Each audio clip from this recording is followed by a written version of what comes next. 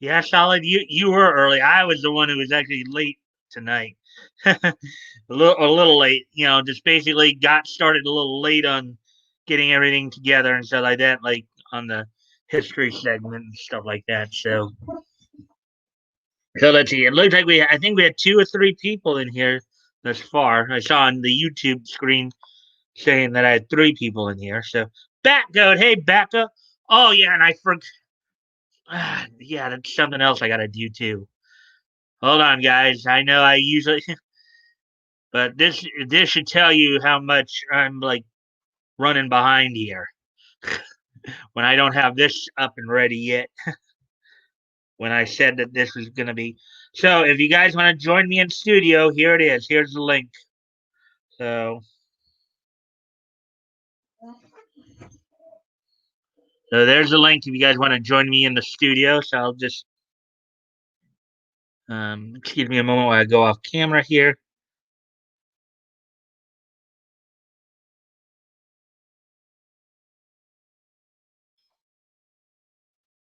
Alrighty then. So uh yeah. So found out that my stimulus check came in, so had to go transfer that from my checking to my savings, and then went and picked up some dinner. So I didn't even get started on trying to get the stuff for the history segment until just before I started. So I was running ragged there doing that, and then the other stuff came up I had to take care of before going live. So it sometimes can be kind of can get all over the place sometimes. Hello, solid, opposite of Nikki Rackett, Woody. Back goat, sup, back goat, and RGE. I'll join, but I'm working on a new avatar. I'll be a little duh on air. Well, at least I got somebody in it. Hey, back goat. Hello, hello, hello, everyone. I'm a little ragged because a little disorganized here because usually after I finish my afternoon watching, I usually will go straight to like getting everything right, like looking up news stories and all that. I But see that, but you know what? It's all right. It's cool. We're all here. We're rolling with it. yeah, ATP gives me a hard time. The point where I was starting to like go live like 5 seconds earlier for, for the YouTube catch up. Oh yeah, but he's just messing with you. He's just the tomfoolery. Like when I always say jokes and dumb stuff. Yeah, He's just needling you. yeah, yeah. Got a fresh cup of coffee. Leto knows how. Was that? Is Leto here? Who's here? Um, I think right now it's just you, me, and Solid right now, and Woody's here too. Woody's here. Even though it's Yeah. Okay. three of us are here, but Okay. well, the YouTube screen and the thing say three, but I Yeah, think we know how it goes up and down. For the first few minutes that people join, it's weird. We've noticed that before. yeah, so even it's funny because I was looking forward with it being a new year and stuff like that, and with the years being pushed up now, starting with 41, 51, and 61 for the stuff, instead of 40, 50, and 60. It's like I was looking forward to that, but then I realized after the first couple of things I couldn't go as in depth because when I got to like the animation and anime side of it, because I realized, oh hell, I'm like running late here. I had to jam.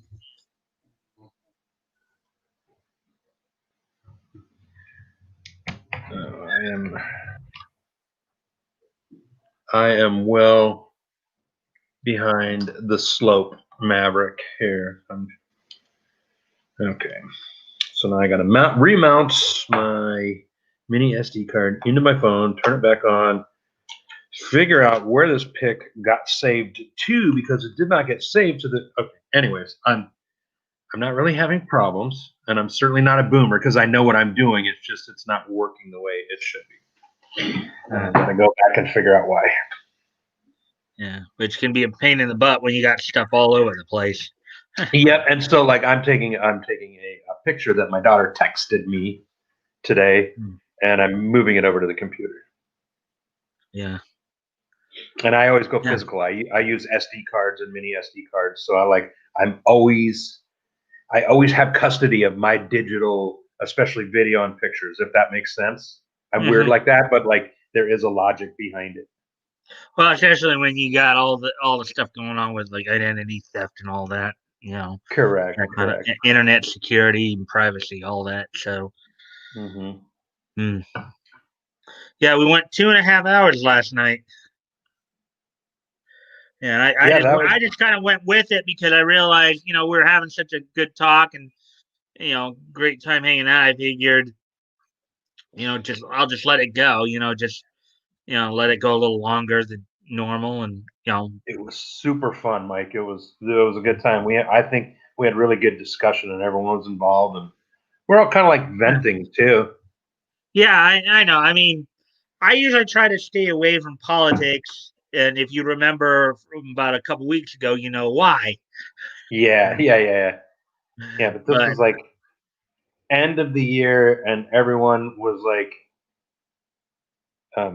everyone was saying the same thing. Like, this sucks. We were all pretty much on that same page.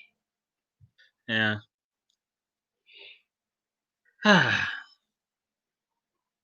Man, what am I doing? Why am I drawing a blank here?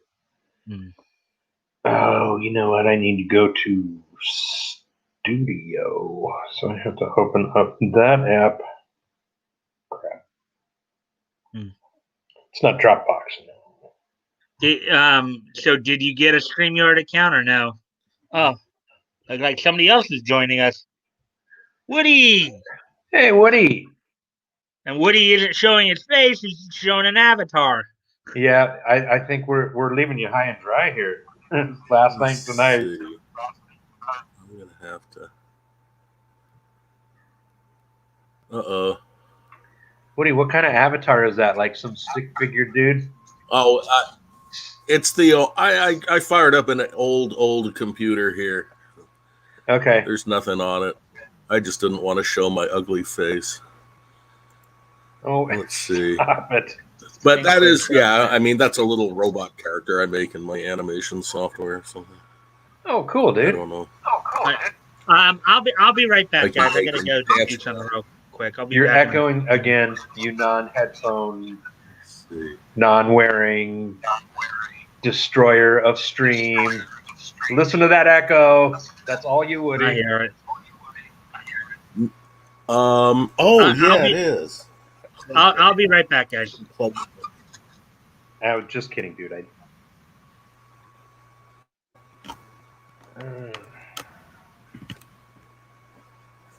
There, that's why I came here. I think I. Okay, let's see. Testing one. I have a lot of no echo. I have a lot of semi-broken computers here, so. Okay. Are you one of those people? Do you got a few computers? Yeah, I do. Do you like breaking them apart? Yeah, okay. I used to way back in the day, but like it, I mean, 5-6 years ago. I used to do a lot of music recording, and right now I'm working on some animation stuff that's not good enough that I want to put it out there. But I do a lot of hobby stuff on the computers. Well, I recorded a bunch of songs a long time ago, and I've kind of given up on it now. But I might dust it off again. If you ever want it, you can upload videos on your YouTube channel and set them to privates, or you can set them to group people, or like I've thought about that before. I'm like, I could make videos for just my family to come in. Yeah, actually, I did. I used to have a bunch of them up on YouTube, and I just got Okay. mad at YouTube about. I just got mad at the internet in 2016 when all this bullshit started, Oh yeah, and yeah. I quit And it's only everything, gotten and worse. I took all my YouTube videos down. I could. Our YouTube had already pissed me off. That I just said, "You bunch of censorious bastards." Oh, And think about it. That was 2016. You dude. know, they've gotten much Yeah, worse steadily way since then. worse. I'm sorry to hear that, man. That's not But good for no, me there's to hear because I'm in a place where I want to start uploading, and we've got oh I Leto telling me. Leto's like, "Come on, back up." I'm like, "Oh, I got some ideas. I'll get there." I'll And be but I back. mean, I'll be back. I mean, you know, yeah, I could share some stuff. yeah. It's Susan. I'm Susan is just such back a horrible person. Hey, and Mike. better than ever. We're just talking about Uh-oh. our friend Susan, Mike. She's the evil Queen Susan. Oh, what she do now? Just that Woody used to have quite the prolific channel, I guess let's say. You used to have a lot of your own music up there. Is that correct, Woody? And Well, yeah, yeah. I mean, I still have it actually. All those videos are up there. I just set almost all of them to private just because I was okay. gonna move them all to BitChute, but I never did move them all to BitChute. But I still should. Hey, Solid, good to see you. Yeah, thanks for subbing to me, dude. I saw that, so I subbed right back. Very cool.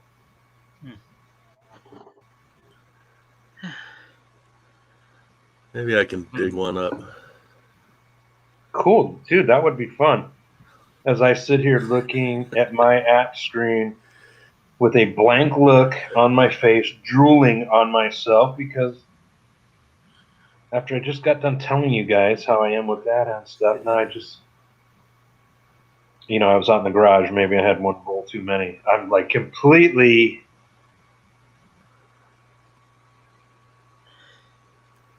Sorry, Mike. No problem. I'm having a little trouble trying to think of what to talk about because, like, I'd kind of wanted, obviously, as much as I've allowed for freeform, I was hoping we'd stick to niche more. But last couple of nights we've just been talking about whatever's coming to mind. So Yeah. you know, Hey. News wise, what did I see? Now I've already forgotten. Don't forget. I saw that. Who was it? It was Flash or Clownfish? Oh boy. All right, it'll come back to me in a second. It was comic book news, and I'm like, this is a big deal. And it was just dropped today. No, EBS said something. I just saw a few hours ago. Yeah. could it possibly be more layoffs from DC? I think that was it. I think it was just another piece of bad news towards DC. Well, actually, I do remember it because I didn't watch the video, but I did. In my notifications, I did see, I guess, Wonder Woman 84. I don't know that comic or whatever. That Yeah. one kind of Wonder Woman 84. I don't know if it's the comic or the movie or what have you, but it's apparently taken. I think.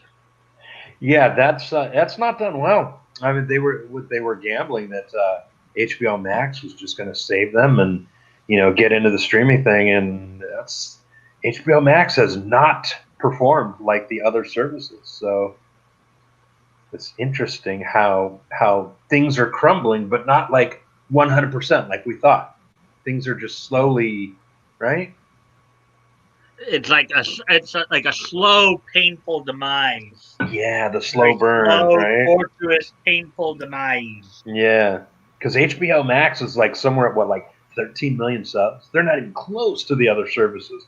Disney Plus is just killing it number wise. So the whole thing about, well, HBO Max is going to shut down all the theaters. Well, if not that many people are watching it, no, that's not true at all. Yeah. Well, especially if you can go to YouTube and find something to stream or what have you. You know. Yeah. Um, Let's see now. Uh,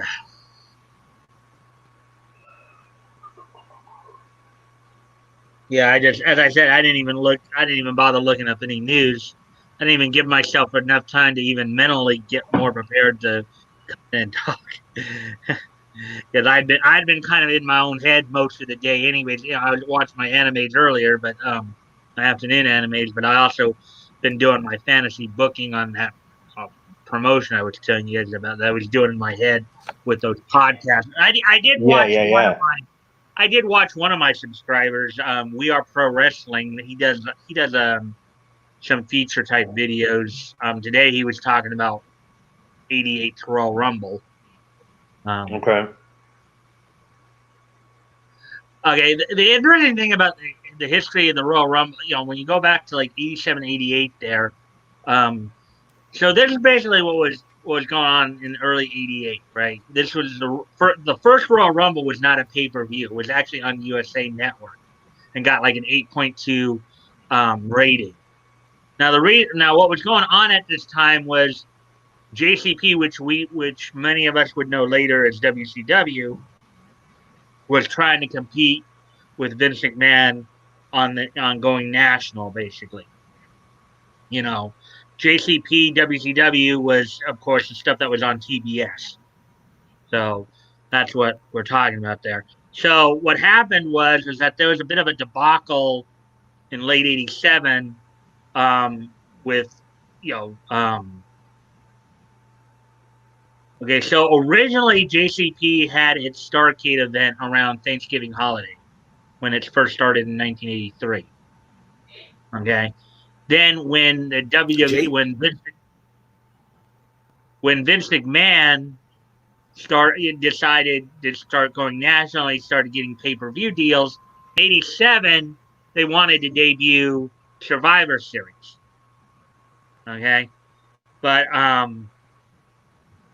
with Survivor Series, they were going to put it right up against Starrcade because Starrcade had been the Thanksgiving Supercard, and at that time, of course, cable companies could only do one pay per view a month. They only had I don't know the technology or what have you to only be Is able that to do. right? Okay, Yeah, so that wasn't like an FCC type of ruling, was it, or just something like they were limited? it was technology limited. Yeah, it was. Okay, You know, okay, now initially the first Starrcade, prior to like even the first WrestleMania, I think was not a pay per view. It was a closed circuit. Some of the earlier Supercards, some of the earlier like Starrcades and Great American Bashes from the mid '80s, from Jim Crockett Promotions, and then like um, WrestleMania 1, they were all done via closed circuit TV. was that As a right? Yeah. Like the boxing matches. hmm And so when we get to the early part of '88, what was happening is Royal Rumble, which is now a one of WWE's four biggest pay per views. Kind of a reverse, kind of a variation on the Royal Rumble on the Battle Royal concept. Um, well, okay, so what was going on? What got them going with the Royal Rumble was that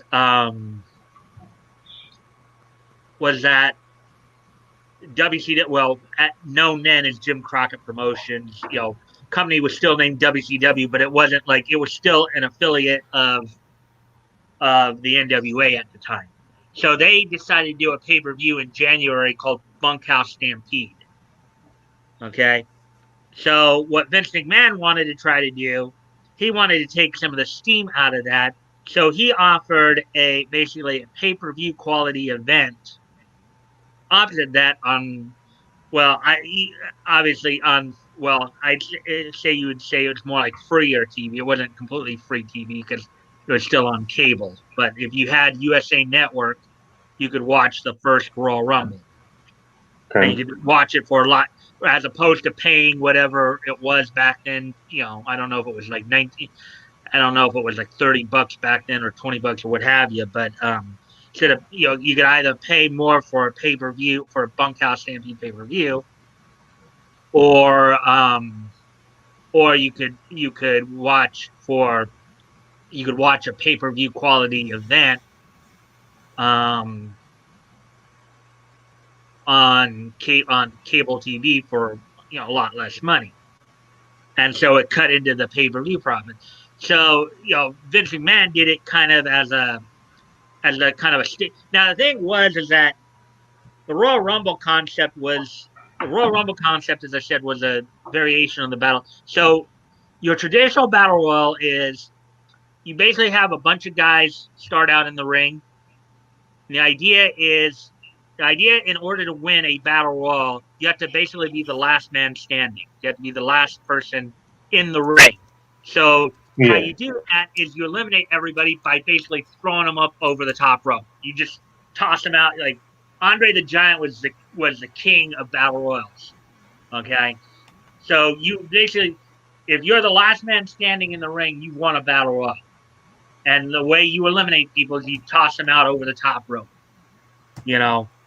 Now, what happened was is that back in the '80s, the late Pat Patterson, the first WWF Intercontinental Champion, he was an agent by this point. Um, he came up with this idea to tweak the Royal tweak a battle royal instead of which is what gave us the Royal Rumble. Um, so instead of having everybody start out at the same time in the ring, you start out with two guys, and then at certain intervals, you have another guy come in. Usually it's like 2 minutes, I think is a standard. So it's like you start out with two guys, and every 2 minutes, another guy comes in. And then, of course, again, the same principles apply to how you win. You basically have to be the last one standing once everybody has been into the ring, basically. You have to, by the end of it, you have to be the last man standing and you eliminate him over the top rope. So now Vince McMahon initially was not really keen on the idea. He thought it was a stupid idea. And then when they wanted to do something up, put something up against Bunkhouse Stampede, he told Pat, "Hey, go tell the USA executives your idea about this Royal Rumble thing." Thinking that they think it was stupid, like he thought it was stupid. They go, "Hey, that sounds like a great idea. Let's do it." And so Vince McMahon going, "Okay, we'll do it." They like it, so hey. So on the USA Network on January 24th, 1988, was the first Royal Rumble. And then starting in '89, it became a pay-per-view. But basically, so that's how the Royal Rumble actually got started. Now, a couple months later, when you got to WrestleMania 4 in '88, that was the WrestleMania that had the tournament to crown a new WWF championship after Andre had beaten Hogan for the title and handed it over to DiBiase. They vacated the title. Basically, the kayfabe, president of the WWF, Jack Tunney, said that the title cannot change hands that way. And when he basically gave up the title, he forfeited it, and therefore the title had become vacant. And in order to crown a new WWF champion, they had the tournament at WrestleMania 4, in which Randy Savage had beaten had in the finals. Randy Savage had beaten Ted DiBiase, and but with that, Jim Crockett Promotions had basically tried to pull the same stuff the WWF did in January at WrestleMania, opposite WrestleMania 4 on pay-per-view. They put something on cable, Clash of the Champions, the first Clash of the Champions there. The Clash of the Champions that actually gave the first real strong national spotlight to Sting. Sting had wrestled Rick in the main event of that match of that night at Clash Champions 1. Sting had wrestled Ric Flair to a draw for the NWA World Champion. But then after these two companies had basically tried to screw each other there, the cable company said, no more. No more of this BS. Stop it. And they did. And of course, you didn't really have two companies directly competing like that again until 1995 when of course debuting on TNT WCW Monday Nitro in September of 95. So a little bit of wrestling history for you there. Very cool. I don't know if Woody was listening in on all there because I can't see his face. Oh, I'm listening. Did you were you watching wrestling at that point? Were you watching WWF at that point, or? Oh yeah. My take on it, I thought it. I mean, the royal angle had something to do with Harley Race was around and whether he was being called the king or he was the king of wrestling. They didn't mention Lawler because that would have been to give some publicity to the other promotion. Well, the reason they didn't mention Lawler because Lawler was not under WWF contract at the time. Lawler, let's see, in January of '88, he was pretty much still in Memphis with his own company, CWA. I'll say that's why they didn't mention him. As well as doing work. I think he was also doing some work with the AWA as well, with Vern Gagne's AWA as well. So, in fact, I think I remember around that time, he and Bill Dundee were competing for the AWA World Tag Team Championships, and among some of the other teams of the time included Scott Hall and Kurt Hennig.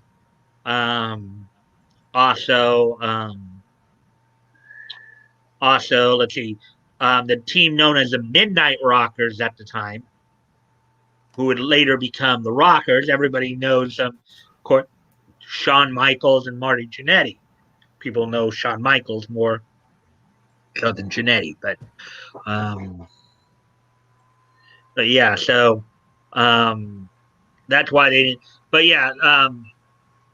when basically as his career was winding down, as Harley Race's career was winding down there in the late '80s, he had left the NWA, JCV, and all that, and went to the WWF. I think that was in '87, where he spent the next couple of years there, claiming to be the king of wrestling with Bobby Heenan as his manager.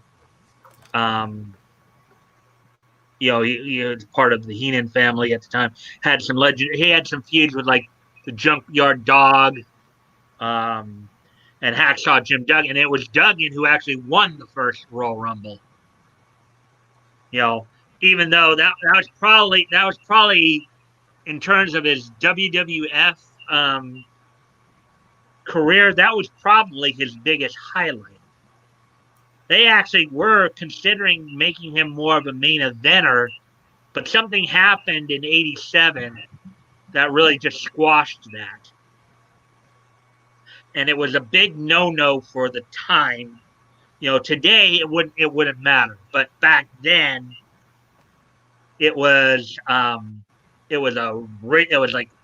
like taboo basically, because back in the I know both of you did probably watch wrestling growing up. I know Woody in particular did. I'm sure Becca, you did a little bit too. Mm-hmm. Well, back in those times and days. Okay, so there's two words you have to understand. There's a work, there's a shoot. Okay, the work is basically when they're doing a storyline in when basically everything's planned out, choreographed, booked. A shoot is when it's basically for real, and then there have been worked shoots before.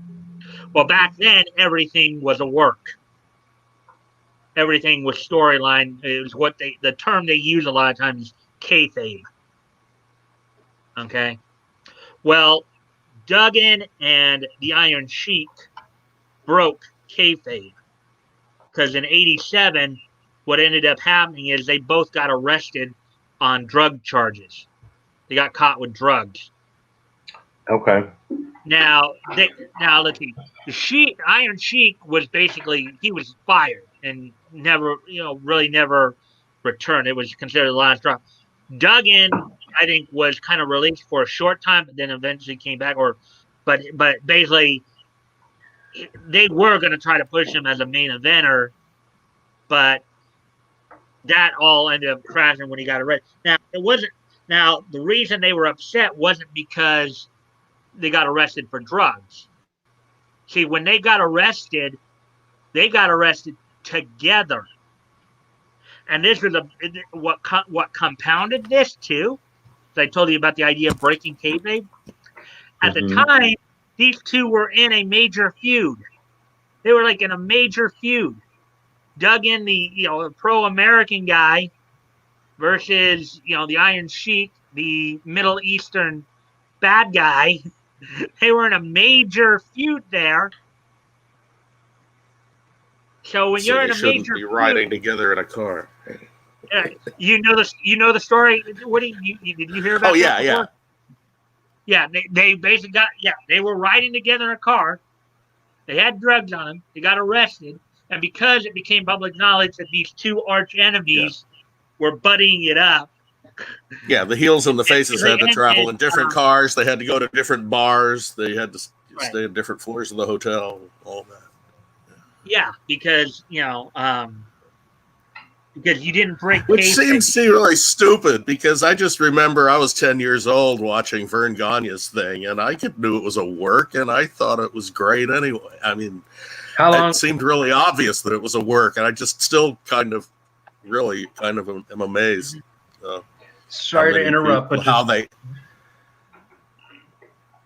see, I finally changed my avatar picture there. There's my little duder. Look at that. Took me 32 minutes. Got it there, huh? 32 minutes, like since the show started. It's a tiny goat. He's so little. He's such a little teeny dude.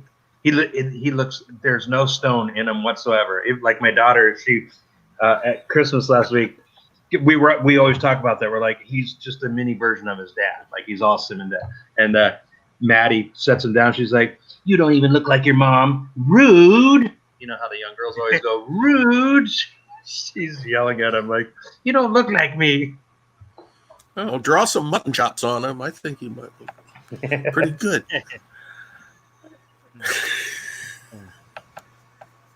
Yeah, I mean, granted, it's kind of funny because my dad used to try to tell me that wrestling was fake, but fake is the wrong word. And then I know A&E actually, I think sometime in the 90s, came out with a very interesting documentary called The Unreal Story of Professional Wrestling. Basically making the point that it wasn't fake per se, but it was, but they weren't necessarily going out and really trying to kill each other either. It was, it was a work, but yeah. And of course, that wasn't the first big issue of guys getting busted for drugs that happened a few years. Like Woody, I know you're a bit of an AWA guy, so you probably remember another story that happened maybe about, I don't know if it was 3 or 4 years before that, in which Ken Patera and Masa Saito got arrested. No, I dropped out for a while. I really, I was watching those AWA shows back in the 70s, and I kind of didn't do any. I had college and first jobs and stuff all through the 80s, so I missed most of that. I started watching the other promotion about 88 or 89. What I lived in Raleigh. I lived near Raleigh, WCW. I moved to Raleigh, and I made a friend who was also an old wrestling fan, and we just decided we were going to go to all the shows because we knew that house shows were about to die, and there wouldn't be any live house shows like I've they used been hearing. I was hearing about some of that too. Just like, Yeah, so we made a pact. We just decided we were going to go to every house show we could, and they came through Raleigh all the time. And then when we only, and you're only an hour from Greensboro, so you could go see all those shows too. And it turned out I had this job I could leave at noon, and one time I didn't buy a ticket till lunchtime the day of the show, and I drove down there and I learned that they hold back the first couple of rows of seats till the day of the show, and so we had front row seats to all these shows. Of course, there were only 5 rows full by a lot of the shows. They were dying. They would show in front of 300 people, 400 and I people. know because so there are these 4 podcasts that I started watching recently. Now, Grant, I'm going back and I'm watching all of them from the beginning. I'm up to the 13th episode on each of them. And the thing is that this is what I'm using as the basis of my fantasy promotion here. So these 4, and I'd even recommend you check them out, Woody. Something to wrestle with Bruce Pritchard.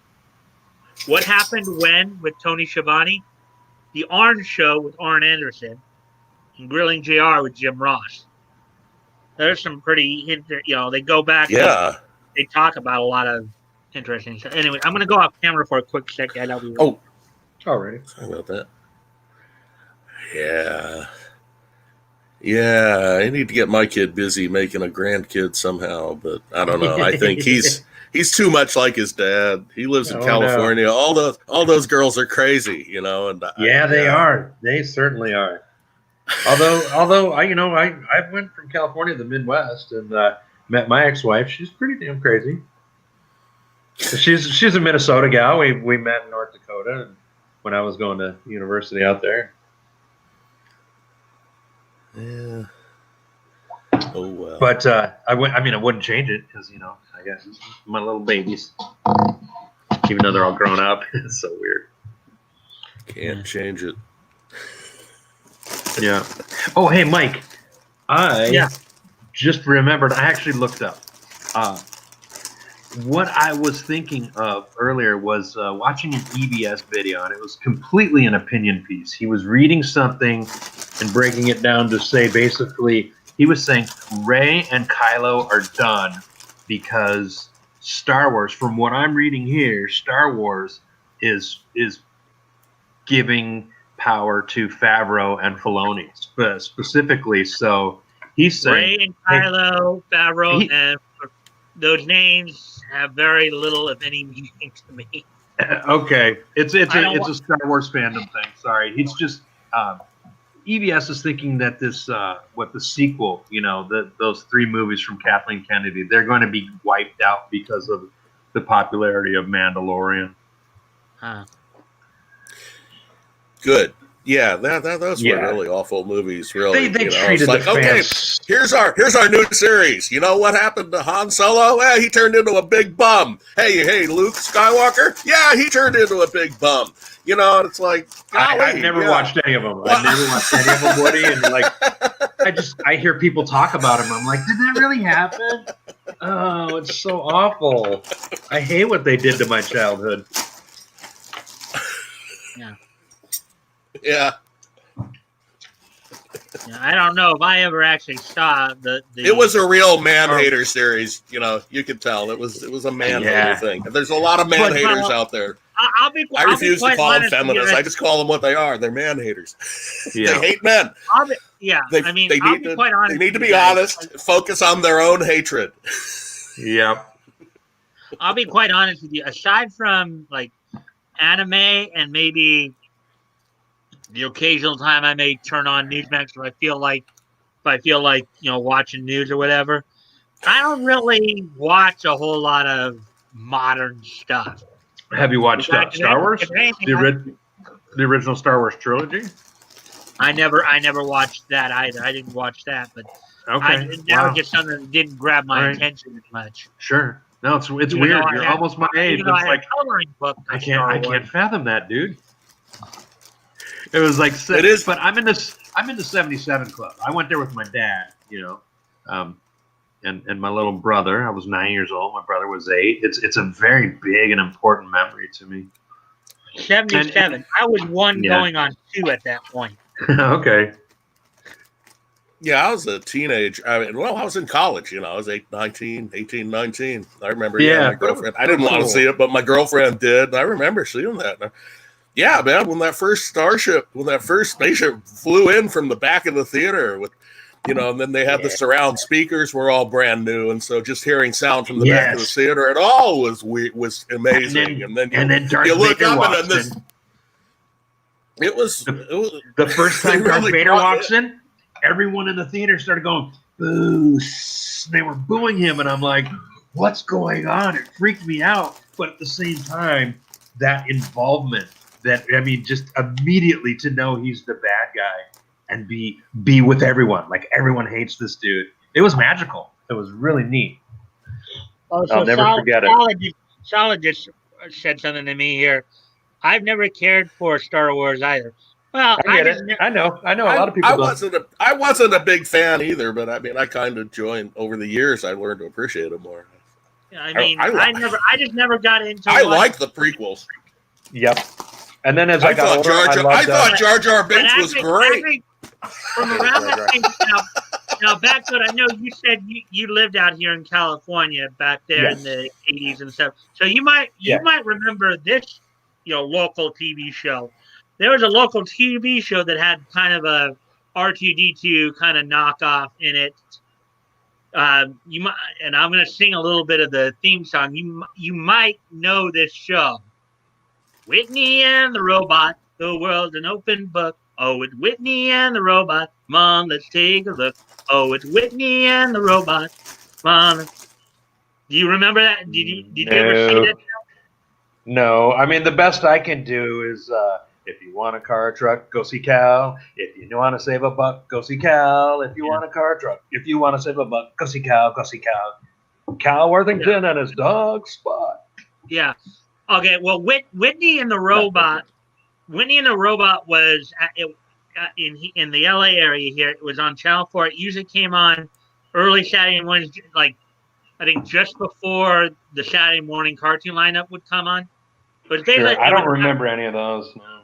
Yeah, I mean, it was about a guy named Whitney who was a taxi driver, and one day he opens his door and finds this little robot there that kind of looks. It has some similar look to R2D2. He thought it looked like some kind of weird vacuum cleaner or something like that. And so what the whole show revolved around, it was a kid show, it was a children's show. So what it revolved around was him teaching this little robot about certain things about the Earth, like a lot of kids shows of that time, Sure. I've already told you the only thing I remember was that Tom guy, whatever, KTLA doing introducing all the Popeye cartoons, early '80s. Yeah, and the movies and stuff like that. Yeah. He always wore the sailor stuff. He looked like he had just gotten off, the fishing boat, and he had like the wool cap on, like the watch cap and stuff. He was a cool dude. Yeah. So, trying to think here.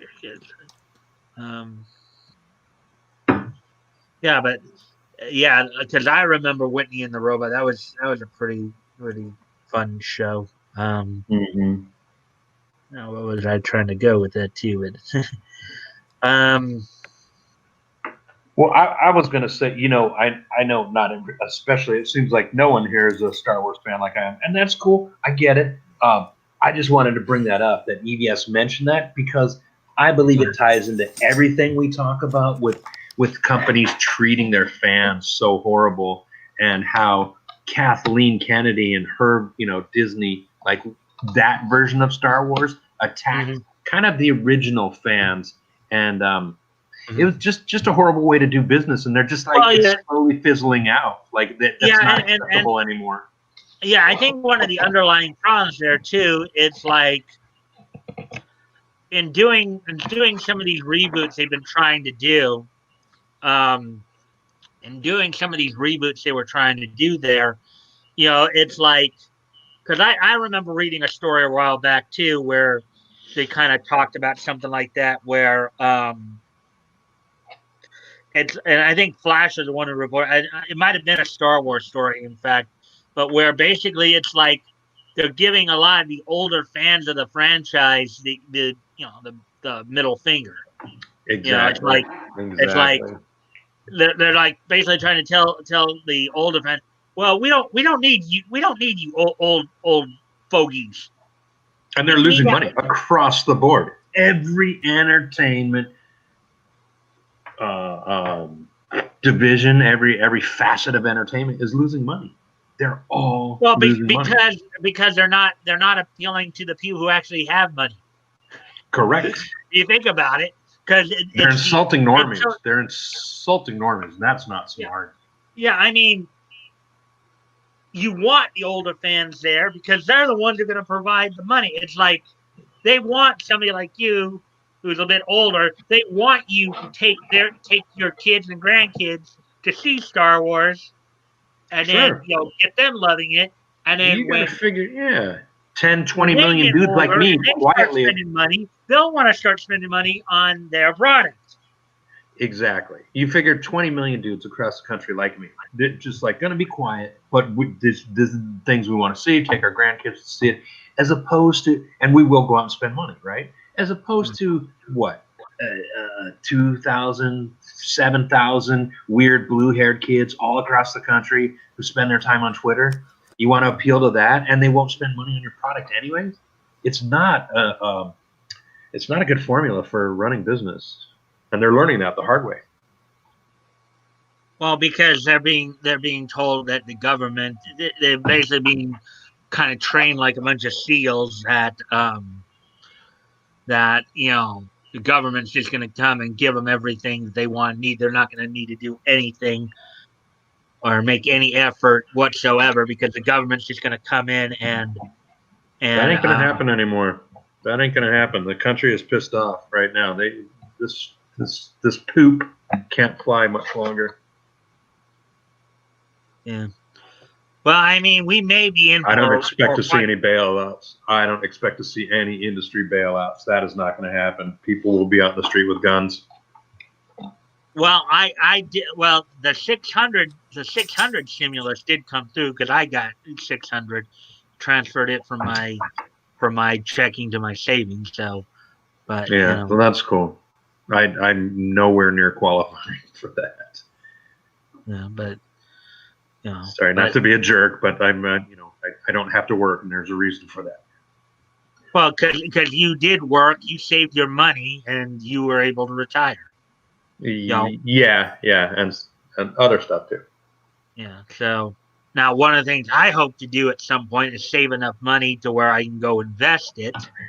Invest it in some money market accounts, and maybe eventually try to get off Social Security if possible. Social Security, SSI, and SBI if possible, because I don't want, I don't want, because we've been hearing about this for years. Social Security is going to be running out. Social Security is going to be running out. Social Security is going to be running out. You've been hearing that for years. Been hearing that since I was a kid. Happen, but you never know. It could still happen. And for those who are on Social Security or some form of it, they're the ones who are going to get screwed the most.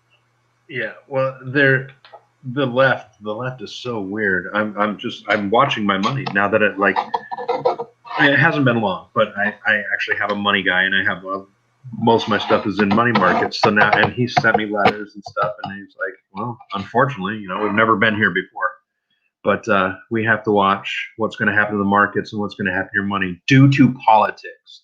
And yes, I've lost money now because the bastards are just printing money with no one working, and people have lost confidence. So my big chunk of money is worth less now. And it's straight up political.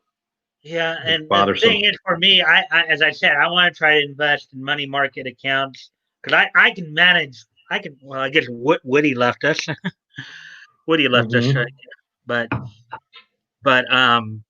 I can manage my money fine. I can, I'm not one of those. I don't need the big mansion in Beverly Hills or what have you. I can manage my money fine. It's just a matter of getting money to manage is the big thing. But I don't want to. Yeah. I don't want to be beholden to the government. That's why I want to get some money. when I feel I can make somewhat of an investment money market account, even if it's going to be a slow process, because Uh-huh. It's a good I idea. plan on saving a certain amount, and then minus 1,000 to hold as a emergent. Like, I don't know if you ever heard of have you ever heard of Dave Ramsey? Uh-uh. He's basically a money guy, pretty well known in some Okay. circles. Um, he had this seminar, and of course, when I was still going to my church, I participated in that seminar. So, but basically, as I said, I want to look into getting into some money market account. And Woody's back, since I can get my cursor on. Hey, Woody, what happened to you? Well, I think my wireless internet account ran out of premium bandwidth. Uh-oh. So I can go directly from my phone, but I don't have bandwidth for wireless hotspotting anymore. I think that's Okay. what happened. Yeah. So yes, here I am, and I do need my $600 coming in. So yeah, I didn't plan my career so well, but I haven't. But I did enjoy not working for a long time. A little anonymity Yeah. here. Hey, But, Ian, I'm looking forward to my $600. It should be be just got coming in. home, going to hang with a That's friend. nice of Mitch. I know that Mitch McConnell, with $35 million in the bank, knows that I don't really need that extra $1,400. Nah. What a Don't you just hate those absolute rhinos? Don't you just hate garbage those human rhinos? he is. He's such a garbage human. Oh man, I hate that. I feel so bad for everyone. Well, you know something. When he With friends when like he that, you when may he as well just put comes out Biden of- in the White the House. people of Kentucky need to remember this Right? and primary his butt. Okay, when he comes up again for re-election, people need to remember this in Kentucky. They need to remember it and primary his rear end out of there. Yep. Hey, Anon, how are you there, my man? Hey. Female dog McConnell, it was him or Amy McGregor. Yeah, but you see, that's the thing. And that's the thing though. People they don't they don't everybody's so used to just getting by that they don't stop to think about and really look Kitty. like okay. You know the rules. I yell when I see a kitty. Yeah. Okay. Let me make this point. With all that. Okay, so now this time around, I did vote for Trump. Okay, because I knew, I gave him a shot, and I felt that he was doing what he felt was best for the country and stuff like that. I voted for Trump this time. I didn't vote for him in 2016 though. I didn't vote for him. I didn't vote for Hillary. I voted for a guy by the name of Darrell Castle who ran on the Constitution Party ticket. What I did is I looked through everything. I looked through all the candidates. I looked through what their stance were. Now the Constitution, they're not that big of a party. I still voted for him because I felt he best represented what I wanted to see. And now I'm echoing. Are we echoing now? Yes. Woody, we're echoing again. We're echoing through my phone. Yeah, I'm not sure I can do anything about that. Let's see. Let's see if these headphones will go in my phone. The thing is, people won't consider voting. Even in primaries, they won't consider voting. Like if the incumbent that you have hasn't done the job you want them to do, you have a right to. Don't wait till the general election to try to vote them out. You can vote them out in the primaries. Yeah. And, there's somebody else within the party. I mean, even in some cases, now maybe in the general, if if you don't like anybody in your party, if you're like, let's say, a Republican, and none of them are worth salt to you, and maybe you do have to wait till you can try to vote him out by voting like another party. But you know, don't just sit there and say, "Oh, McConnell, he's going to win, so I'm just going to vote for him because he's going to win." Look into the other candidates. Look into some of his primary opponents. Okay, You can that's also the general problem. primary in people that have no business being in. Just when you put on like 3 weeks for 3 weeks of little community meetings and a 4 block area in New York, you get enough people to primary in, like AOC. What happened there? That disgusting. How she stole her little seat. You could put a cup of water. Pelosi said you could put a cup of water and label it Democrat. That was specifically in relation to that. Yeah, well, yeah, anonymity, but that's why you got to do your homework in the primaries. Yes, very true, very true. Oh, you talking? Everyone was out pretty quick. I mean, that's why when you try to primary somebody out, you got to do your homework. You got to make sure okay, everybody knows McConnell's back, but rather than wait around till you feel like, oh, it's McConnell or the person on the left. Are we better now, Woody? Okay, no echo. We're good, I think. Mike, go ahead. Can you hear me? Yes. Can you hear me? Okay. Yeah, perfect. I can hear you. The whole idea of primaries are to find the best candidate for your party, and if you feel like the incumbent is a total donkey, you can give him the big boot. You can do like if you guys know The Rock, right? You know what he always says, right? This. Gonna shine my boot real nice and shiny and stick it straight up your candy, and you know what? But yeah, you got to do your homework in the primaries, and you got to find the candidate that you feel, I mean, one of the political guys I follow on YouTube, Red Eagle Politics, he's even talked about how there's a possibility there could be a split within the party. I mean, what's kind of one of the things, if Trump does end up losing when all this is said and done and he's out of the White House, we could see a lot more fissures in both parties, because all the hate that was directed at Trump, now they don't have a single target. They're gonna be able to, because you're already seeing it. You're seeing like on the Democrat side, you're seeing people on the far left, the people like Bernie Sanders, like Elizabeth Warren, like AOC, like the Squad, seeing them. And then you're seeing some people who are more considered like moderates in that party, starting to butt head, and the establishment Democrats are butting heads with them too.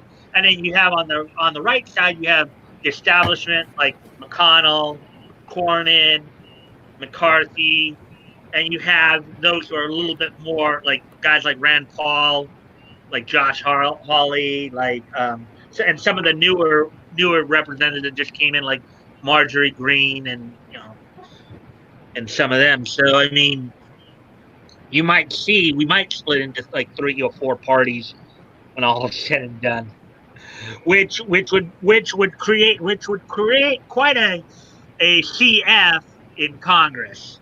Yes, it would. I think that I think Tim Pool's theory of a 2-currency country is more realistic. That's because the left and the mainstream media and Twitter and all that stuff are being so weird, and they're failing, as we see. I think moderate and conservative people across this country, especially the majority of us who live in the majority of the country, will just stop stop. Okay, anonymity's here saying no. The problem is you think voting the primaries changes it around it. It can. That's how do you think we got AOC in the first place? Yes, but the primaries are rigged. The primaries are rigged, though, and if you bring it to court and say, hey, they rigged it, the courts just say, hey, it's a private party. They can rig it if they want, and that's okay. That happened this last time around, didn't it? Yes. Yeah. Yes. Absolutely. Yeah, but So they're rigged. They're rigged. Well, I mean, I don't. Yeah, somehow Trump did the end run. But Trump excited a lot of people like me that had checked out of politics. You know, when I saw that the media was going to let Obama get away with running on a middle class tax cut, and Romney and McCain were going to lie down, I quit caring that much. And when I saw Trump, I just said, "Oh my God, it's another Reagan. We might be saved. He might give us another 4 years of respite before the Democrats can be driving the stake in our heart." And then he did. You know, Reagan gave us 8. That guy gave us 4. You know.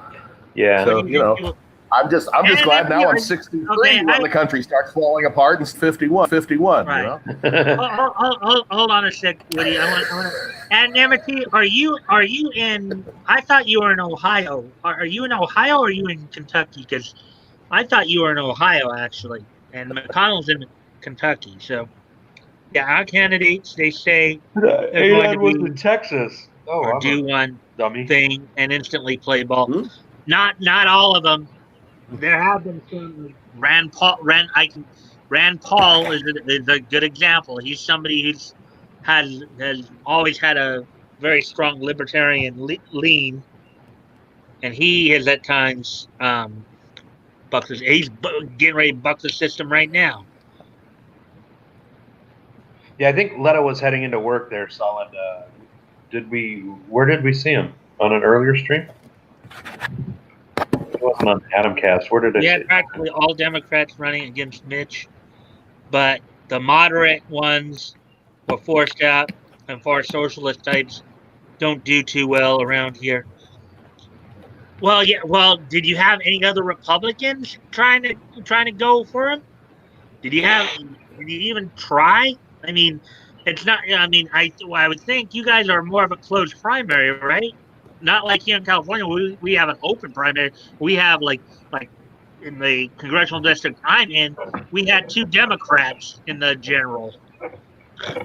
It's like, you know, you think that having McConnell versus McGrath was a damned if you do, damned if you don't situation. Okay, in California here, we've got several damned if you do, damned if you don't. Okay, so you know, oh, did you see they overrode the defense thing veto, and that was where they slipped in that they can do criminal prosecutions now if you're streaming violations. They did get that to go through? Yeah, they overrode the veto. Good old Mitch. Well, one of the other reasons that Trump had vetoed that is because he wanted them to put in he wanted them to do something with 230 too, Section 230. That's the other bill. There are 2 bills going on. Yeah. The polls have a lot of time around here. Well, I mean, so the one's over with. Well, actually, both passed now. It's just a matter of whether they're going to add the other $1,400 to the thing and deal with 230, but they don't have to. Yeah. Bills passed. They can just do it or not. Anonymity. The only thing I can say is that everybody knows that Mitch is a dog. Okay. Best way to get him out of there is the primary. Politician. Good to see you there, Leto. Just show him which 2 ribs to slip the blade in. He's done it a million times. Hey, Mike, back go. Woody, Solid, and how goes it? Happy New Year, man. People around here tried to get a Republican named Massey, but I think Mitch is a cheater. Well, Mitch has a lot more money. I mean, yes, we know about the money thing and stuff like that, but that's why you got to really work the grassroots effort too. That's why you got to get out there and get the word out, and and going old school, going door to door and knocking. Kind of funny because in my city here, I'm one of my current city council members. He wasn't. He was trying to get his dad voted in as well on the city council. He dropped by because where I live in the city I live in, we have kind of a establishment type feel at times. Yeah, they're Republicans, but they have more of an establishment feel. And I listened to what he had to say, and he convinced me. Sometimes you just got to do the groundwork and go door to door. It just we have the dying out Bible belters, so Mitch should be out soon. Hopefully. As I said, you just gotta do more of a ground game. Also, I'm driving to work, but I'll be listening. No, I did a stream my own earlier today. Yeah. So, anyways, is there anything else we can talk about? Because Sorry. politics at Yeah, this point yeah. I tried. piss everybody Let me tell you off. about let me tell you about the natural. I brought up Star Wars, and I got my butt kicked by you guys. We don't like Star Wars. Go. Oh, I like Star Wars. I really, actually, I think Jar Jar Binks was brilliant. I was in the 3D graphics business. I mean, it was amazing character animation, and people just hated Jar Jar. I neither liked. No, but the thing about Jar Jar was it never grabbed my attention. Master.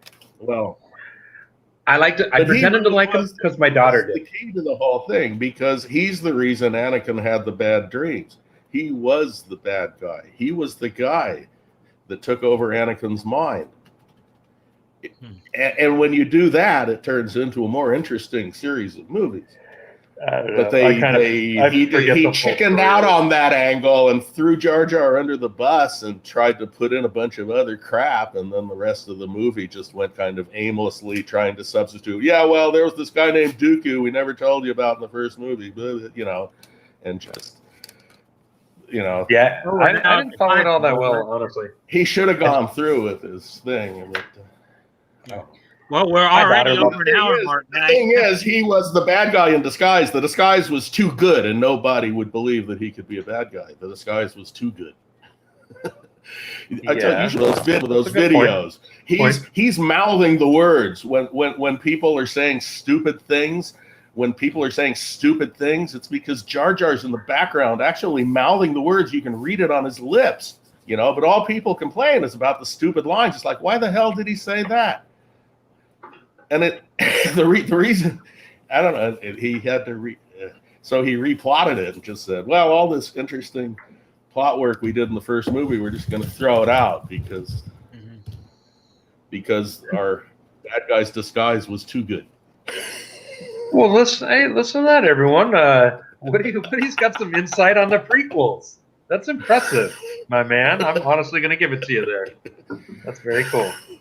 And what you said about the graphics, I agree. It was like, why did I was really mad. Why did Anakin turn so easily and quickly, right? There was never any good reason why Anakin should have turned so quickly and thoroughly. But if Jar Jar was a spy infesting his mind with bad dreams and they thought he was an ally, well, that explains it. All right. That explains it, and nothing else does to me. Woody, hold on a sec here. Action Toys channel, laugh out loud, of course. Star Wars, get the stream a hop. Hey ATC, what's up, man? Let's see. Hey Toys, what's up? Okay, I'll shut up now. No, you're fine. Yeah, I just need. Well, we had some more chats coming in, and ATC was coming in, so I wanted to get him acknowledged. They don't even know where they were going. Hey Leto, I guess that's supposed to be Hey Leto as opposed to Hey Leto. Hey dude. Evening Action Toys. Okay. I will say this. No, go ahead, Mike. I'm sorry. No, you go ahead. I just, as far as a group of people where you know how I say geek, and I say it in a loving way because I think people that are geeks like myself and we would come here, like take a hobby and study it to the point of beyond what's healthy, which I think is a great thing. I honestly love it. Whereas nerd, to me, I always think of a Star Wars fan that kind of drools on themselves and they're standing outside a con and they're wearing a weird costume and maybe they're just goofy people.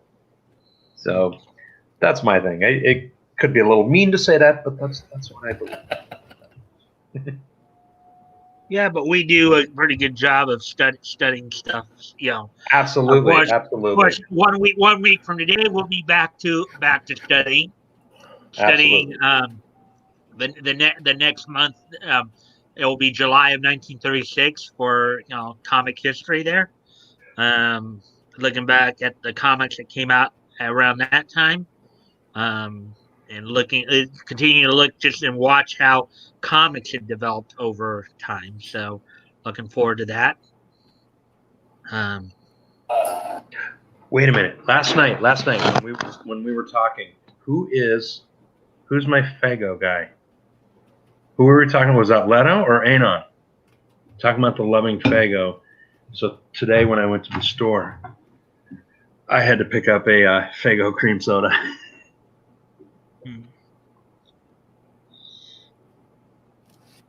All right, Anon. Yeah. I had to pick up a cream soda. You see, There's That's a new good blend stuff. of Dr. could have been Pepper an that's half advertisement cream for soda Dr. now. Pepper. Is that right? Oh yeah. Oh yeah. Half Well, cream soda, 'cause half Dr. Pepper? I was drinking a 1 liter bottle of. That was part of my dinner tonight. Went up and grabbed a couple burgers and a 1 liter of Dr. Pepper. Mixed with like what he's talking about? Well, Mixed with the. Well, they're pushing a blend of it, like it's like cream soda and Dr. Pepper blended. It's like they occasionally market a cherry Dr. Pepper or something. Yeah. For a That little sounds while. good. I bet you they're doing that good. lately with cream soda lately. So it's interesting. Whereas I think I mentioned to you guys that KFC has that Sweet Lightning by Mountain Dew, the peach honey soda. It's wonderful. I've got to go off camera for a minute or so I'll be right back, guys. Okay. Woody, you remember? I think it's still out. It made a resurgence or something. But knee high, you remember? Radar and from Mash and grape knee high soda. Yeah. I remember grape knee highs because saying grape knee high, especially in the 70s, which I remember, you had an orange crush or you had a grape knee high. There wasn't all these hundreds of different soda flavors like we have now.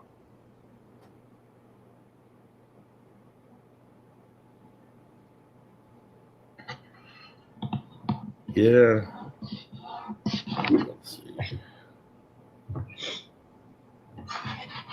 An A&W root beer from the actual drive-in is the best. Can't argue with that. Oh, A&W root beer, yeah. With a when they scoop bring of ice cream in it, and a frosty mug. Oh, yeah, when they bring it to your car, that's that was good. That's when you feel like looking up at the sky and flipping off the whole world and going, "Yes, we are Americans."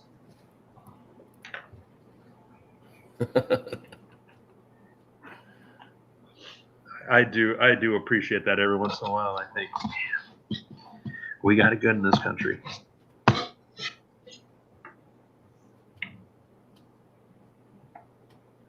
Have a good one, Leto. Drive safe there, brother.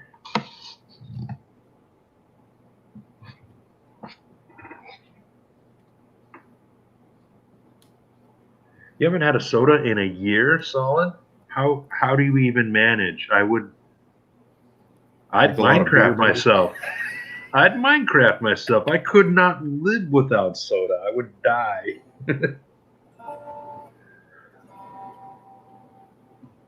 Some nuclear physicists got. Is this you singing? Yeah, I'm just, I unlisted everything. I thought I might share one of my unlisted video addresses with you. Cool. somehow. I have to figure out how I'm going to connect. I guess I need to connect to the chat room from the other. I don't know. I've just been hiding this stuff until I can figure out what to do.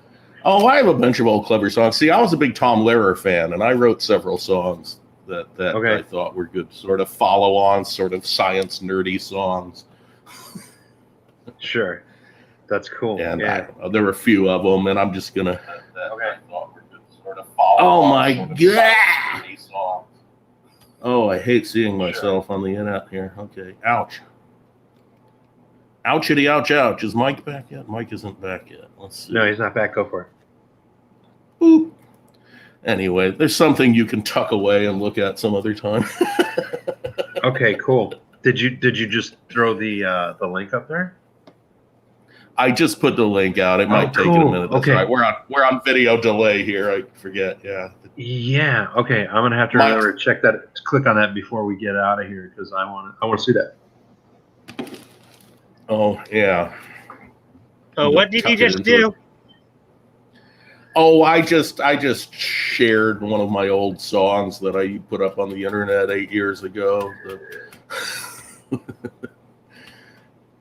we were talking about is the videos he used to upload, so he put one of them up there so we can check it out. I just got really mad at everybody. I kind of withdrew from the internet 4 years ago. See? And if I was mad about things from 2016, you can imagine how upset I am. Yeah. I just got tired of going on to Facebook and it said, "Oh, we need to all get together and fuck Trump," and I mean, it was like, hold on, you can't say both of those things at the same time, but but you can, and it was like, I don't know. When Jack kicked Milo off for doing what Leslie Jones was doing to him, which was telling her fans to go after him. But they recast it as him doing that. And then my cousins on the internet started saying that, and I wanted to tell her off. And I just said, what the hell good is the internet if you're just going to want to tell off your cousin in public, And I just quit everything. Yeah, that's frustrating. Well, I've heard of hard lemonade, not hard root beer. Yeah. In fact, even though I never tasted it, I didn't get it. It took me a while to figure out what they meant when they said hard, because when they said hard lemonade, because it didn't dawn, granted, I never tried it or anything like that, but I just simply thought it was lemonade. It didn't, I didn't find out till later that, or somebody mentioned it or something like that it's actually a form of liquor. So, I mean, I'm going, oh. Okay. I remember never actually tried it, I had thought about it. In junior high, the California Cooler came out. I was probably 13 or 14. The first year of the California Cooler. And boy, did that change everything. That literally changed the alcohol industry.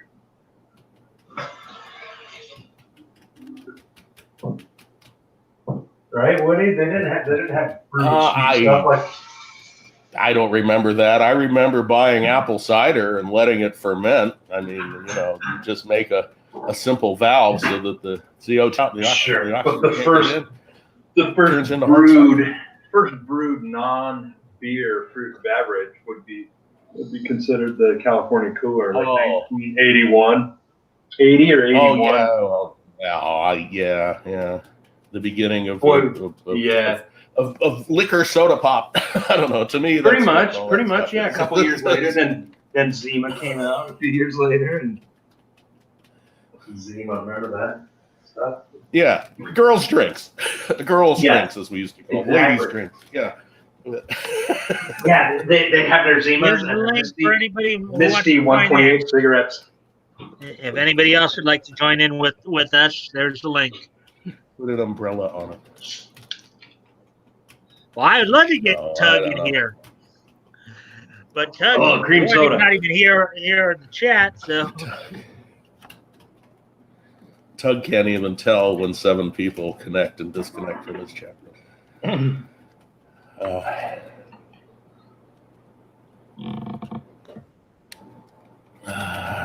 Who makes hard cream soda? Were you saying toys? Is that a famous brand that I would have heard of? So we're at the hour and 20-minute mark already. Oh dear. Is it New Year's yet? It's been New Year's. You know, it's a good drink is PBR coffee. The PBR coffee brewed drink. They're expensive, but they're I've quite never popular. seen that. It's like $7, and they're like, so it's a tall boy. It's a tall boy Pabst can, like a 16-ouncer. There's only 4 of them, so it's like it's not like a beer coffee. It's like a brewed coffee drink. So it'd be like when I'm fixing my iced coffee and I pour 2 shots in. It's something like that. They taste really good. They're yummy. Okay, but it's not It's not carbonated. I take it. That's finished. I think it is. Maybe, man, I'm screwing this up. I'll have to look into it.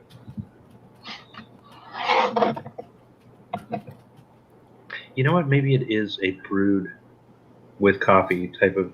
I'll be right back.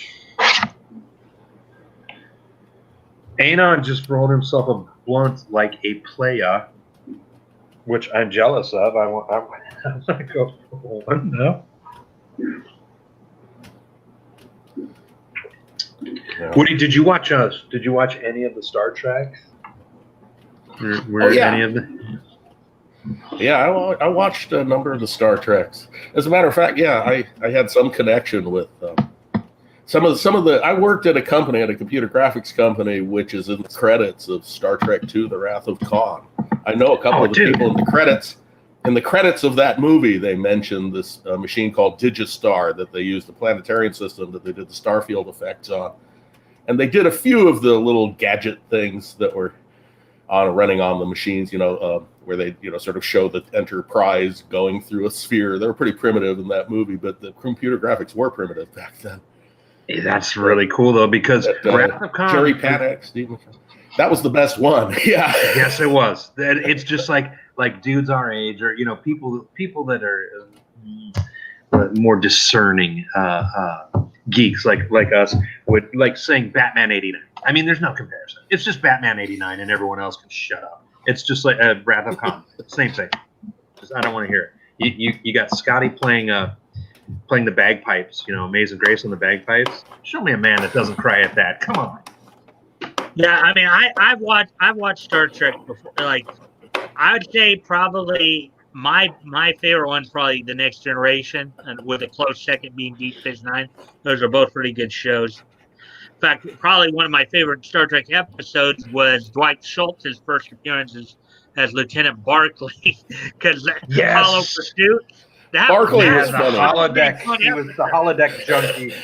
I love that. Yeah, that was more like, what would you do if you had a holodeck? And it'd be like every single one of us were like, that's what I'd be doing. You guys have seen that episode before, I take it, right? Yes. Okay, so I wouldn't be spoiling it. So you remember the scene where they go looking for Barclay because they can't find him, right? And they go into the holodeck and they find his fantasy world there. And then, so Riker had just tried to delete the little Riker, right? And then,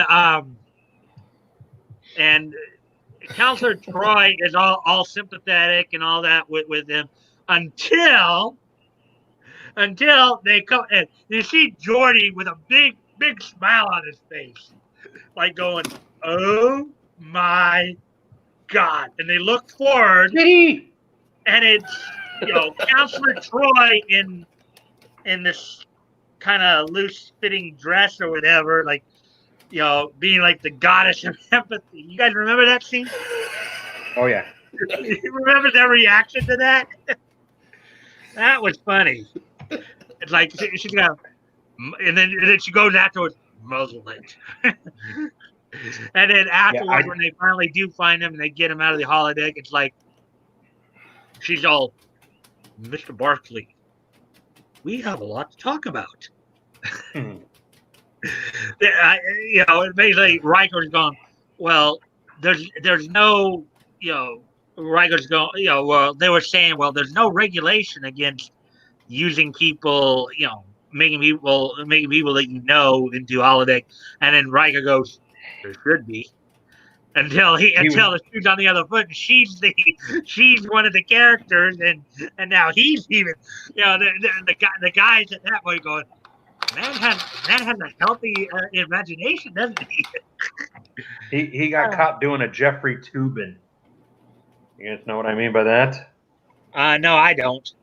That CNN analyst that got caught being naughty on that conference call with his coworkers a couple months ago. He thought his camera was off, and he started, and those are his coworkers, and he started pleasuring himself or something. Yeah.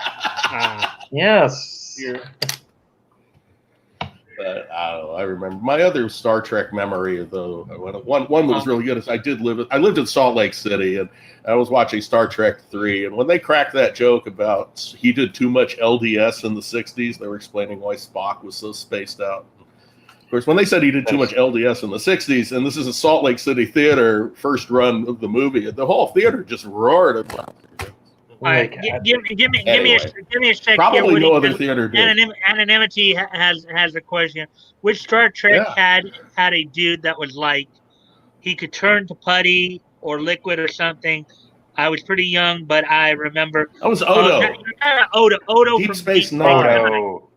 He was a member of he the was pretty good founders. Rene Auberjonois. Auberjonois. Yeah, he died, didn't he? It was a French name. Aubert Poinois, I think. R.I.P. R.I.P. Odo. Yeah, I think he died cool. within the last He did year. die. Very sad. Very sad. He could change. I agree, Mike. Okay, Rene Aubert Poinois. What? I don't even know Genois. Auberjonois. Auberjonois. Okay. Not only was he Odo in Deep Space Nine, he was also Clayton in Benson, and he also provided the voice. He also provided the voice of Desaad in Super Friends Galactic Guardians. Oh, is that right? And then I think he was also the doctor in Challenge of the GoBots too, the bad guy doctor. Okay. Oh. Hey, am I right on this? Was Barclay?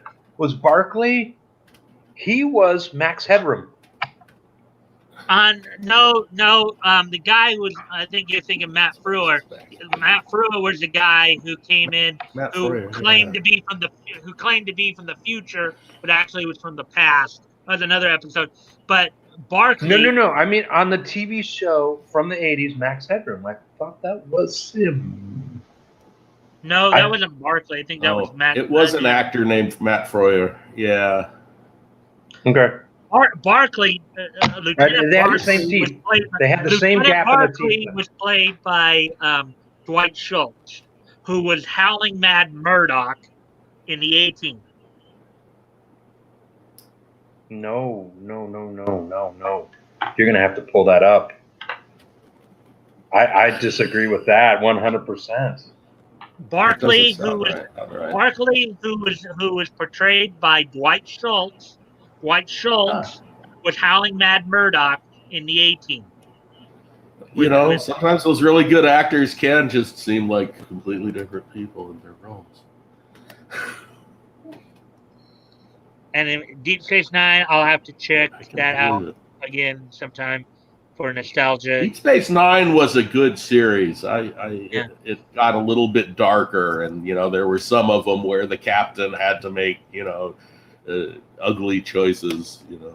It's probably one of the other things I think it's known for too is it probably of all the Star Trek series prior to the reboots, it's probably the one series that really delved into like the spiritual side of things, where there was the whole idea of of a god or whatever with the emissary storyline and all that going on with the Bajorans,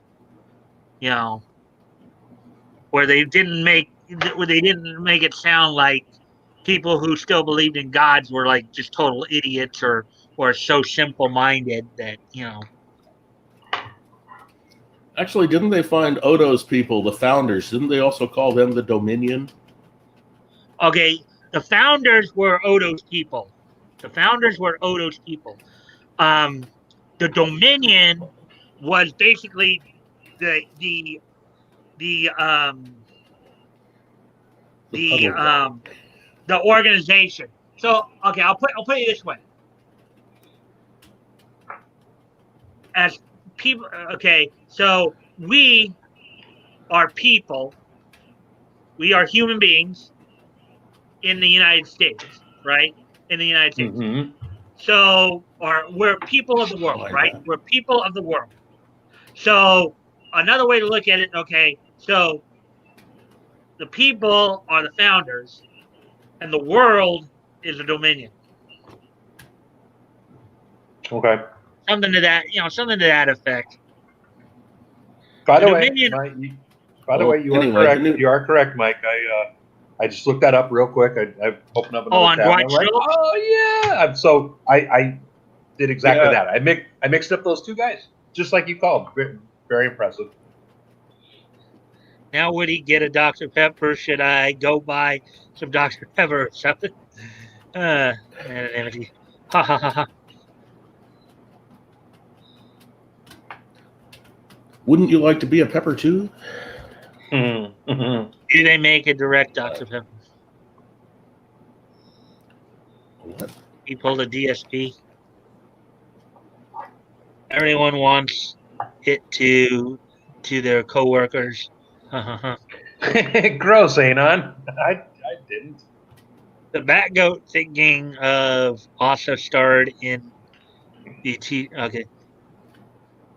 The Batgoat thinking of also starred in the TC show Side Factor. I don't know what that is. What's the TC show? Sounds kind of familiar, but I'm not sure. You might be thinking sci-fi because he was saying that was from Sci Factor. Okay. Maybe sci could be that, but back when they knew how to write stories with character development and real emotions intertwined instead of trying to sell woke BS. Matt Freuer was the guy who came from the past into the Gen series of Star Trek. Yeah, that's what I mentioned. That's what I had said. Not out loud, Yeah. That episode with Matt Freuer, basically, he claimed to be from the future studying the past, but he was actually came from the past to try to get some future tech and then claimed that he invented it. Trying to basically pull a con.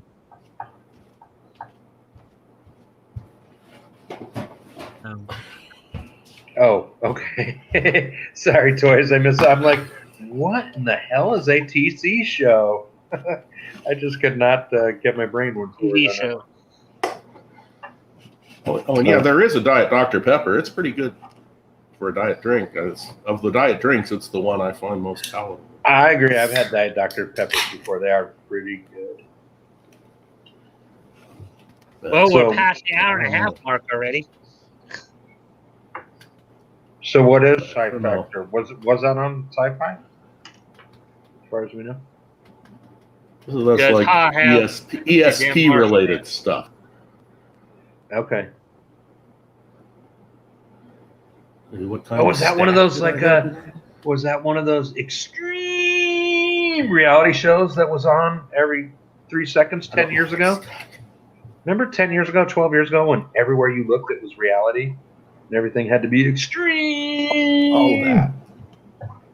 Oh, it's still kind of like that. You still have shows like that on. Not many. They don't make money anymore.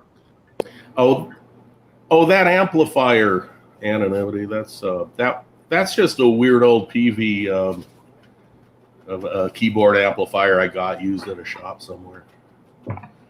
Back when I was young enough that I thought I could lift it, I got rid of that thing. I can't. A ton.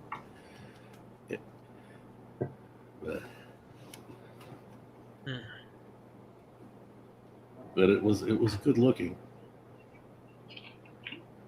How long have Peavy's been around? Yeah, wow. Oh yeah, it was okay. Peavy, that's a big name in amps, isn't it? It's been around forever.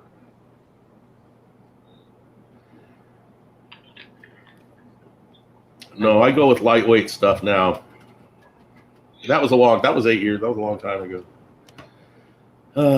If I would have kept practicing, I'd be okay now. 10,000 hours.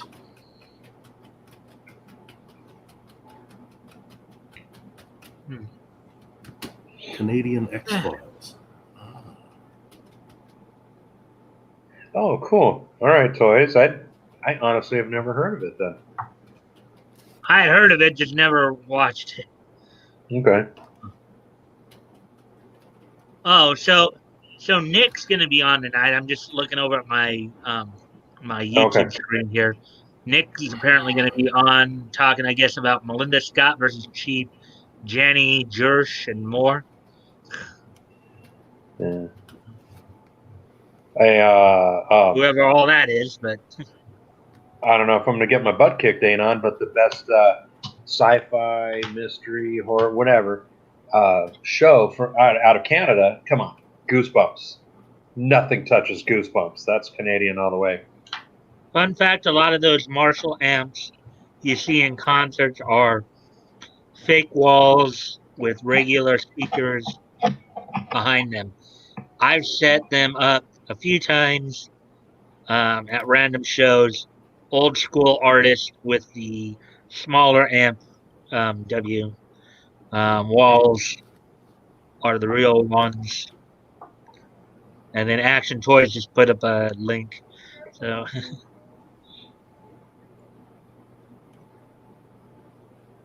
Goosebumps was my mess.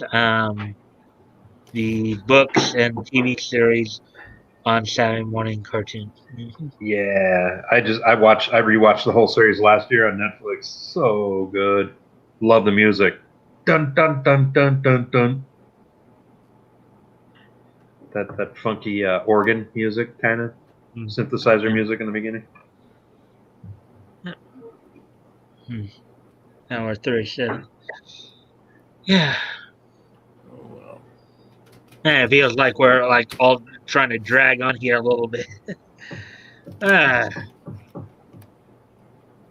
Tales from the Crypt was the original toys. I mean, that was pretty sweet. Tales from the Crypt was like the first real break from call it like a Twilight Zone series type of show where you have like a narrator announcing it, and that was the first time you had like kind of flying the finger to the establishment, having the puppetry narrator who was insulting you and stuff like that. I mean, Tales from the Crypt was, I think, revolutionary, even though it was following, formulaic type thing, the format, in my opinion. Sorry about that. Sometimes when I hear myself not making sense, I just trail off. Mm-hmm. Yeah, the Crypt Keeper. He did have a great laugh.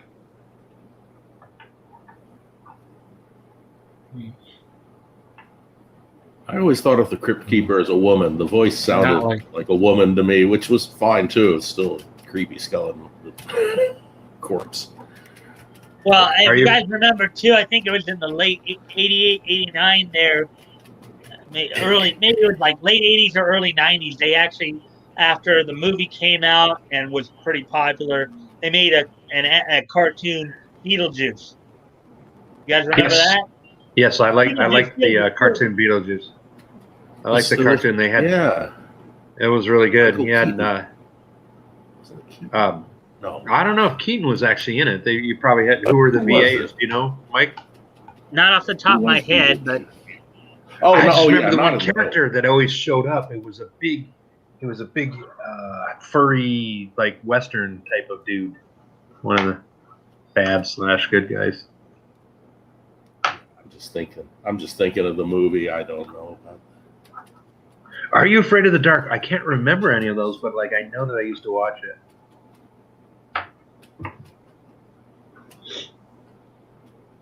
Yeah, actually, some of the people who provided the voices for Beetlejuice in the cartoon, it wasn't Michael Keaton, but was probably some guy like some of the people in here you probably wouldn't even right. I think some of these are Canadian voice actors though.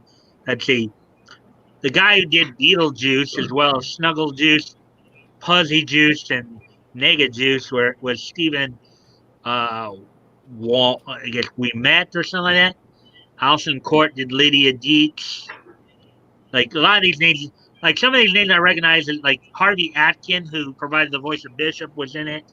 Tara Strong was in it. You know, she was at the time credited, I guess, was Tara Chardnoffer, which was our Len Carlson, who I know did some work on the Grantway Lawrence series. So a lot of these were Canadian voice actors and actresses who were involved in it. Okay. So, yeah. Well, I've told you before though that like Canada has. I almost said Canadian. No, I actually did say it. Canada has, in my opinion, to this day, a very strong cartoon industry, and they have a lot of talent up there. Yeah. Here's a subject of the MGTOWN. Is that Drexel's new show then? I Yeah. hadn't heard of it till late. MGTOWN Till podcast. today I kind of just looked a little bit. Okay, so he's not guest. That is his show. Okay, yeah. We were all watching it last night, and this dude came in named Turd Flinging Monkey, and he started just talking crazy stuff. And so Oh yeah. I've watched Turd Flinging Monkey for a few years. Yeah, he's dude. I couldn't handle it. Philosophy. Within 20 seconds, I just can't handle someone that talks. I don't care what exactly happened. That's just so maladjusted and weird. I don't want to hear someone talking about their mom like that. Oh well. I that particular show. Oh, am I still there? Yeah. Yeah. I'm here, but I have to admit, he impressed. mentally, I'm feeling a little drained right now. You know, just You gonna wrap it up, Mike? You got? I want to because I feel my brain's straining a little bit. Yeah, maybe it's about history time. Yeah. So everybody ready for this day in each history? Because we're gonna start wrapping it up here. History. Yeah. The first this day in each history for 2021. So.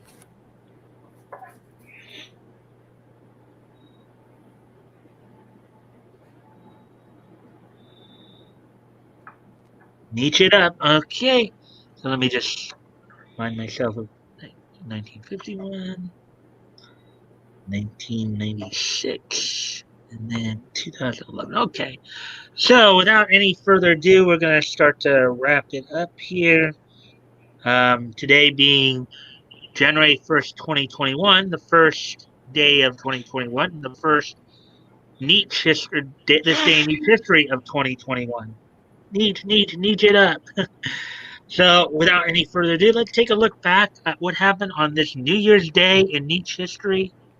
On this New Year's Day in niche history. So, anyways, our first stop is going to go back 70 years ago today.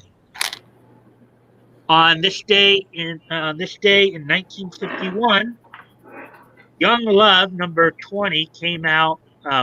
Went out on newsstands. Went on sale on newsstands It was published by Prize Comics.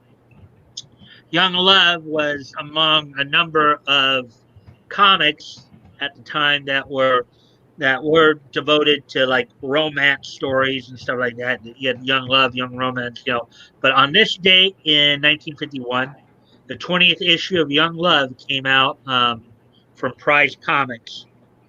It was 10 cents and it had a 48 page count there. Let's see, we got a few people commenting. Let's see what they have to say. Evan did the voice of that niche it up. Well, maybe we'll have to get you on here sometime to get you to say it out loud. Sneaking out for a bowl. Shh, don't tell Mike. Action Toys channel Raging Golden Eagle mentions Turd.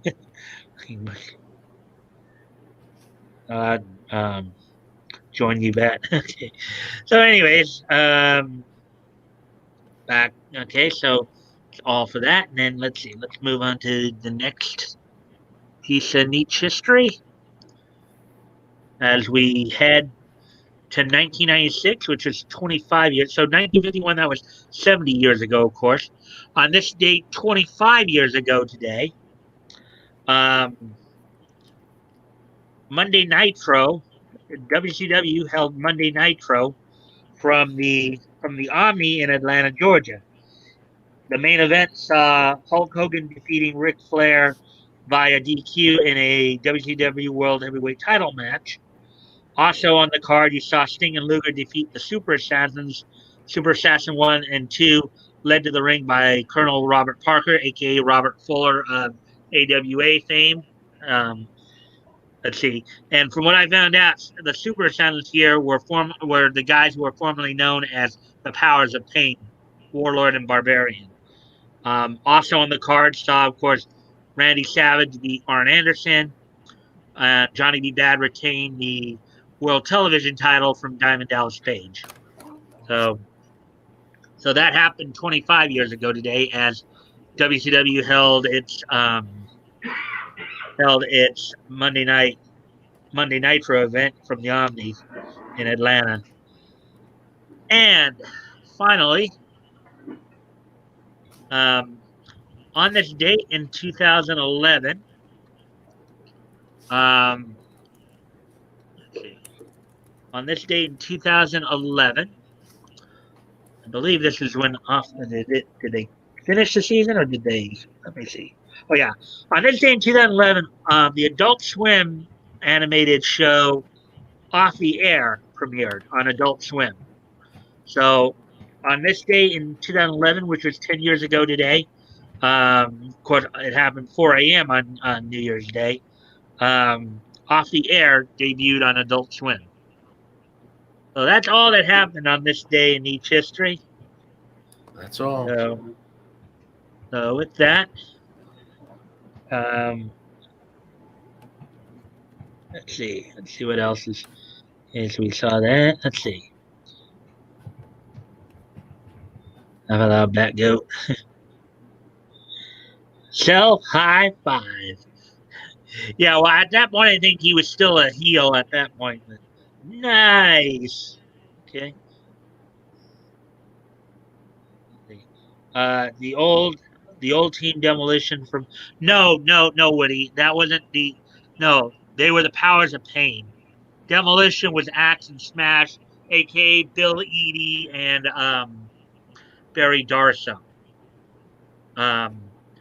You're thinking of those two, but okay. It was another imitation of the Road Warriors. Right. Now the funny thing about that though, Woody, is that the Powers of Pain originally started in Jim Crockett Promotions at the same time. And in fact, I think it was throughout '86 and '87, they were actually in a rivalry with the Road Warriors. They were actually feuding with the Road Warriors, Warlord and Barbarian. I didn't know that. Yeah, they were feuding with them, and of course, at times I think even vying for the World Six-Man tag. Because at that time too, the Road Warriors were also competing for the World Six-Man Tag Championship with Dusty Rhodes as their partner, and they would of course go up against Powers of Pain on that too. In fact, I think there was a situation there where there was like some kind of weightlifting contest, and they somehow injured one of the Road Warriors because of it. But yeah. Well, it's been a real nice show tonight, Mike. Yeah, I heard that. I enjoyed myself. Mm-hmm. Yeah, I mean, I think it's just sometimes guys. trying to keep conversations going can be pretty straining on the brain sometimes. Yeah. No, we did all right. We talked all over the place, and it was a good conversation. The Road Warriors, not Hawk, and they are Hawk. And okay, so in the NW, throughout the majority of their run, they were called the Road Warriors. When they got to the WWF in the early 90s, they changed their name to the Legion of Doom. Now, what's also kind of funny about that? Well, the brain, they were the Brain Buster. No, okay, oh no, the brain. No, never mind. That's Arn and Tully. Boy, okay. Right. You keep us honest. You keep me honest there, Mike. Thank you. Yeah. No, well, the funny thing is that my memory isn't good, I guess. I know. Yeah. So Hawk and Animal as a team, when it was just them and Paul Ellering, they were known as the Road Warriors. But when they debuted in Georgia Championship Wrestling back, I think it was in 82 or 83, okay, their tag team was called the Road Warriors, but they were part of a faction called the Legion of Doom that also included Jake Roberts. So in Georgia Championship Wrestling, I think in 82, 83, they were a faction known as Legion of Doom with Jake Roberts and the Road Warriors, and the Road Warriors was the tag team name. So, whoa. I thought you called them Barbarian and Warlord. Barbarian and Warlord. They were known as the Super Assassins that we're talking about were known as at one point Barbarian and Warlord. They were called the Powers of Pain. Okay, they were originally in Jim Crockett Promotions in like in the mid to late 80s under the management of Paul Jones, a long time North Carolina wrestler. He was actually involved with Mid Atlantic even before they became WCW, long before that. But he was and of course, Ivan Koloff was also part of that group as well. But yeah, they were known as Barbarian, and then Barbarian would later, of course, he'd go on to, after they split him and Warlord up in the WWF, he would become part of Bobby Heenan's Heenan family. He would team with Haku a few times there, and then he would form a team. He would reform the team with Haku, who at that point had become Meng in WCW as the Faces of Fear. Jake the Snake, yeah. Jake the Snake Roberts. I got you. Anyways, guys, I think I'm going to wrap it up here. We're almost at the 2-hour mark. I know some of you might want to get over to next stream. So cool. Peace, thank you all for coming, and we'll be back. We'll be back to regular business next week. I'll look for news stories throughout the week, and then back to it. Hopefully, you'll be joining me to look back at comic book history. We'll probably be looking up July of 1936. Yes, sir. I will be here next Friday. I'll be on time, so we'll go ahead. And will we see your lovely face? I will put the camera on, my dudes. I'll have the mustache all done up. All right, so let's there's a few more things that came in. So he went already. Okay, I got you. Have a good one, everybody. Yep. Thank you all for being here, and I shall see you. Oh wait, Woody, you're gone. But I'll just. Woody, you there? Huh? I might be. Nope. Apparently not. Well, your visual's not there, but you're still here, apparently. Okay. Yeah. Well, here I am. I don't know it back on. All right. I don't want to just outright kick you out, Woody. Oh, no. I'm just reaching for a button and hit the wrong one. I don't know how to operate this stuff. I'm new at it. It's all been on phone, computers. A lot of fun, Mike. Look forward to seeing you next week. Yeah. New Year. Yep. And all of you guys, I would love to join you in the, but some things are still illegal in the more primitive states. Can't really talk about that.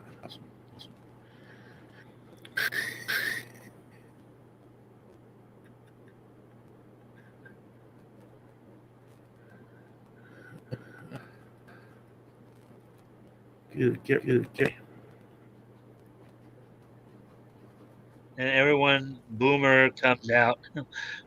Yeah. Are you still trying to get out of here, Woody? Oh, not really. We'll figure it'll exit. I mean, are we all? We're off the air, aren't we? Well, we're still live. I was waiting for you to exit. Before closing it out. I've lost of it on my phone. Yeah. All right, then I'm just going to remove you from the studio here. Screaming. Yeah. Okay. I'm going to remove you from the studio and then just close out the stream, so that should work.